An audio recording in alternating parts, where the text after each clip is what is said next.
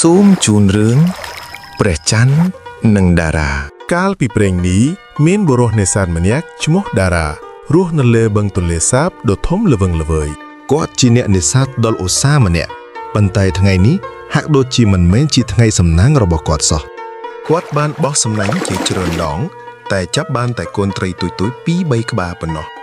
តារាមានអារម្មណ៍ហត់ចិត្តនិងអស់កម្លាំងយ៉ាងខ្លាំងមិនយូរប៉ុន្មានព្រះអាទិត្យក៏លិចបាត់ហើយភាពងងឹតក៏ចូលមកគ្រប់ដណ្ដាប់លើផ្ទៃបឹងតារានៅតែអង្គុយនៅក្នុងទូករបស់គាត់ដោយក្តីអស់សង្ឃឹម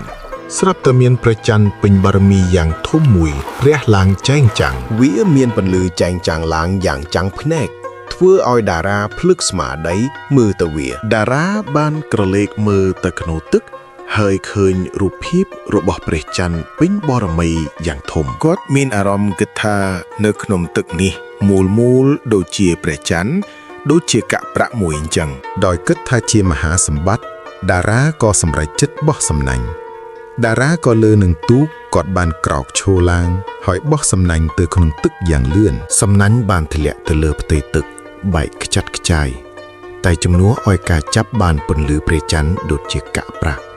តារាក៏សម្លឹងមើលព្រះច័ន្ទនោះ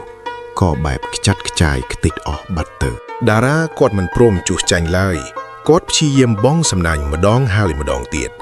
តារាព្យាយាមបង់សំណាញ់ប្រញាប់ប្រញាល់គាត់ក៏ហត់ពេកគាត់ក៏ឡើងមកលើដី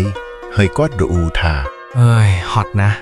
ហេតុអ្វីបានជាមិនបានអញ្ចឹងគាត់រវល់តែបង់សំណាញ់រហូតដល់អស់កម្លាំងរហូតដល់មិនបានចាប់អារម្មណ៍នៅហ្វូងត្រីដ៏ធំមួយដែលកំពុងហែកាត់ទូរបស់គាត់ជាច្រើនម៉ោងកន្លងផុតទៅតារាអស់កម្លាំងនិងអស់សង្ឃឹមយ៉ាងខ្លាំង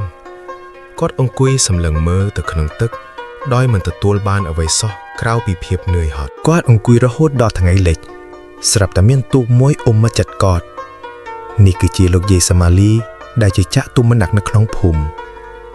យាយសាម៉ាលីគាត់បានឃើញទង្វើរបស់តារាតាំងពីដើមមកដល់ពេលព្រឹកឡើង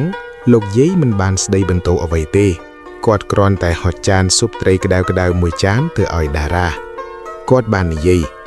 ចៅប្រកាសជាឃ្លានហើយញ៉ាំស៊ុបនេះបន្តិចទៅគាត់និយាយដោយក្តីអាណិតតារាទទួលយកចានស៊ុបហើយក្លិនដ៏ឈ្ងុយឆ្ងាញ់បានធ្វើឲ្យគាត់ស្ងប់ចិត្តតារាគាត់ចាប់ផ្ដើមមានអារម្មណ៍ធូរស្រាលពីភាពតានតឹងលោកយាយចង្អុលទៅលើមេឃហើយនិយាយប្រាប់តារាថាចៅអើយព្រះច័ន្ទនៅលើមេឃនោះបំភ្លឺផ្លូវឲ្យយើងដើររាល់ថ្ងៃ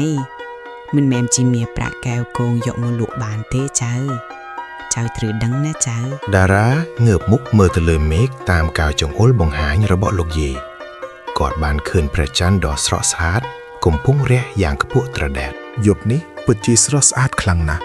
ព្រះច័ន្ទដែលនៅឆ្ងាយបានបញ្ចេញពន្លឺយ៉ាងអស្ចារ្យដែលគាត់មិនធ្លាប់បានចាប់អារម្មណ៍ពីមុនមកតារាគាត់បានយល់ហើយថារបស់ខ្លះមានតម្លៃនៅពេលដែលយើងចេះឲ្យតម្លៃនឹងវាតារានិងលោកយាយអង្គុយមើលទេសភាពយ៉ាងក្តីរំភើបចាប់ពេលយប់ដែលជួបលោកយាយមកតារាទើបបង់សំណាញ់មិនបានត្រីធំទេ